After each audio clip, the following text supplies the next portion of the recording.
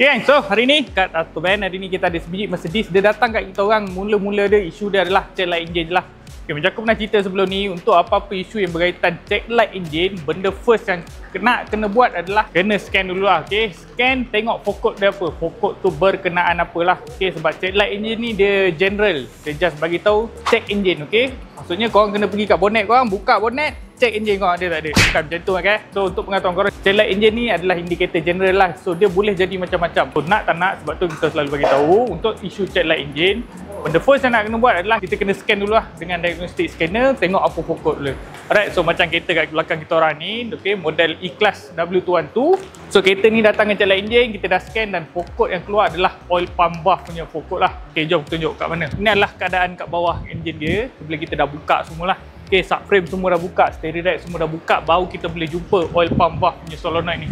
Kat mana duduk dia? Kat sini tadilah. Dia duduk kat sini. Ni adalah oil pump valve. So, apa function oil pump valve ni? Untuk pengetahuan korang, untuk kereta-kereta zaman sekarang ni, terlalu banyak sangat teknologi sampaikan oil pump dan untuk engine pun ada solenoid untuk mengawal laluan kau punya oil pump tu lah. So, apa laluan ni dia kawal lah? Dia kawal dua jenis laluan lah. Sama ada untuk full 100% kau punya oil pump valve tu berfungsi, ataupun dia akan mengurangkan laluan minyak tu untuk memberikan penjimatan lah, efisiensi, untuk meningkatkan efisiensi korang punya engine. Alright? So, macam kereta ni lah, check light engine dia, kita scan, menyala, kita check, menyala oil pump solenoid, dan proses untuk menukar oil pump solenoid ni, dia macam kau tengok ni lah. Okay, steering rack, subframe semua kena buka, baru kita boleh buka dia punya oil sump lah, sebab benda ni duduk kat dalam oil sump. Okay gang, so ingat kereta korang kalau menyala check light engine, benda first korang kena buat adalah scan dulu, dan baru kita tengok balik lah daripada pokok tu apa ni beritahu. Okay, pokok dia boleh jadi macam-macam, boleh jadi auto sensor, boleh jadi map sensor, boleh jadi spark plug, ignition coil, boleh jadi oil pump valve punya solenoid macam ni. Alright, so korang berhampiran Putrajaya dan juga Sabah Jaya boleh roger kita Transmatic Autobahn, ataupun berhampiran Shah Alam Section 15 boleh roger Transmatic Automotive. Kita buka daripada hari Sabtu sampai hari Khamis kan.